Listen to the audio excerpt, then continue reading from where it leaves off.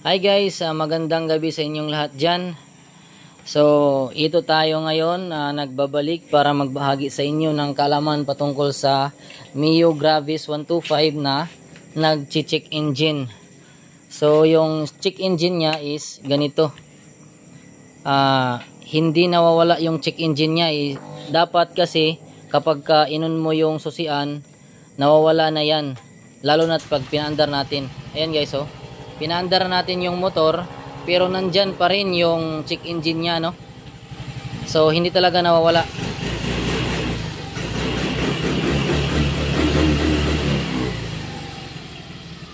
Kahit na anong gawin natin is hindi talaga siya mawawala. So, try natin ibalik, off natin, tas i-on natin.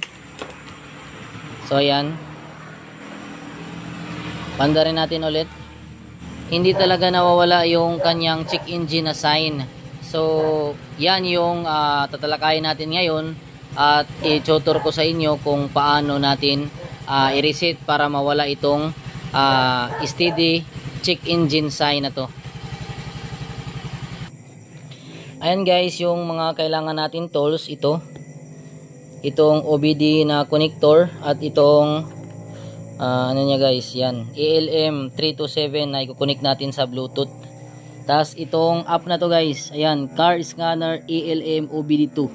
So install nyo yan. Sa amin na installed na syempre kasi ginamit namin yan.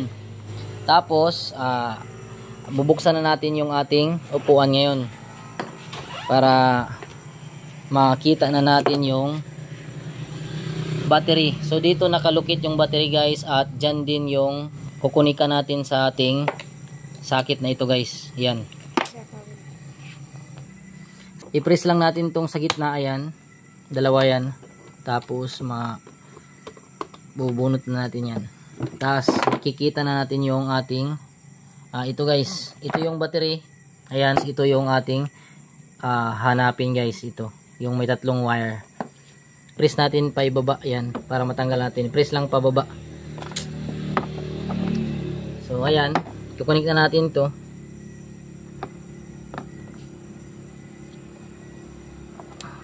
So ayan guys, nakunikta na. Tapos ito naman yun guys, itong ating ito guys. So ayan, nakikita nyo na may red light siya, no? So ibig sabihin compatible itong ating tools na ito. So ayan, ang gagawin natin is pumunta tayo sa ating yung sa car scanner guys, sa Play Store. Dapat mag-install kayo nito. I-search nyo lang car scanner at saka lalabas na itong car scanner ALM OBD2. Tas since na-installed na namin yan, so yan, open nyo. Tas i-on nyo yung Bluetooth. Ayan, dapat naka-on yung Bluetooth natin. I-open ang Bluetooth para ipapakita ng mga pair. So, ayan guys. Tingnan nyo yung Bluetooth nyo. Dapat naka-on siya. Tapos, dapat i-pair nyo siya sa OBD2. Ayan. At saka guys, huwag nyo kalimutan, dapat pala may signal kayo sa Wi-Fi, ano? So, ayan guys. Previously connected devices. So, ayan. Nagamit na kasi namin ito. So, ito guys, yung ating kapag pinindot nyo yung application na car scanner. So, dapat ganyan yung lalabas sa apps na in-installed nyo kanina. Tas dashboard, live data, all sensors, diagnostic, trouble codes. Ayan guys, yung makita nyo dapat. So ayan guys, nakalagay dyan ALM connection. Ang ALM guys, ito yon yung sa tools natin. So hindi pa tayo naka-connect. So nakalagay dyan disconnected. Tas dito sa ECU connection natin, disconnected pa rin. Pero hindi natin basta-basta i-connect lang diretso yan guys. Pupunta tayo muna sa settings. Kasi hindi included yung Mio Gravis 125 application na ito guys. So ibig sabihin wala siya doon nakaprogram na kapag ka-inopen nyo or ginamit nyo itong apps na ito is automatic na. So ayan guys, pumunta lang tayo dito sa ating connection profile. So ayan guys, makita nyo dyan lahat ng brand ng mga sasakyan. So ang gagawin natin is dito lang tayo sa i-type lang natin sa search book other brand. So ayan. So ayan guys, other brand, i-click nyo lang yan. So ayan guys, nakalagay naman dito is na check na. So ibig sabihin okay na. Dito tayo. Back. Apply na, apply selected profile, other brand, okay. Okay lang natin guys. Ayan. So ang nakalagay dyan is other brand na. Ayan, makikita nyo. So balik na tayo doon sa pinaka ano niya. So ayan, kukunik na natin yan. Makita nyo guys, connecting nga yung ELM connection. So ayan, paglapitin lang natin yan. Tapos iilaw yan guys na may pagka-blue mamaya. Ayan, connected na guys. So nagbi-blink na ng blue. So ibig sabihin okay na. So ang gagawin natin is ano natin guys, i-switch on na natin yung ating susian. Usay ni kaya dapat.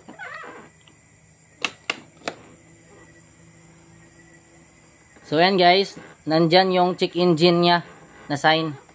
Tapos hindi pa natin pwedeng papandarin yan guys. Yan, nakalagay na connected. Kapag nakalagay na connected, papandarin natin yung motor. Ayan, dito. So ayan, mandar na yan.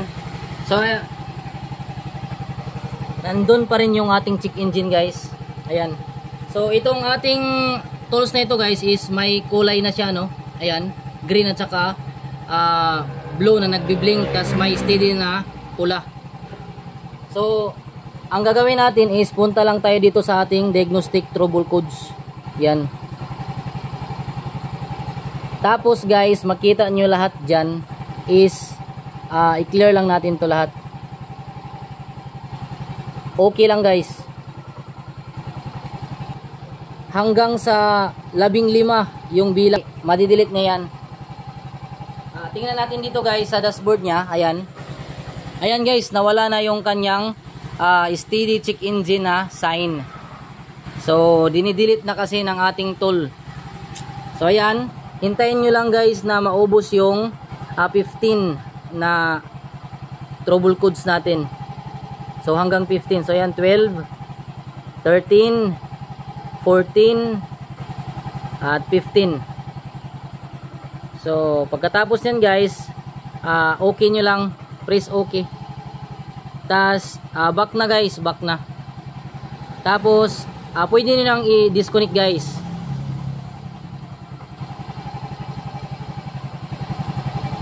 So ayan guys, na-disconnect nya. So pwede natin tong tanggalin guys. Tanggalin natin to.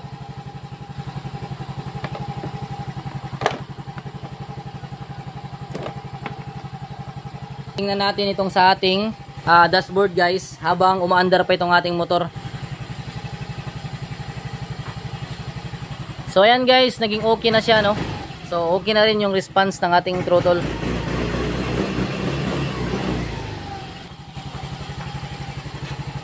So ayan guys, try natin i-off yung ating motor at paandarin natin ulit.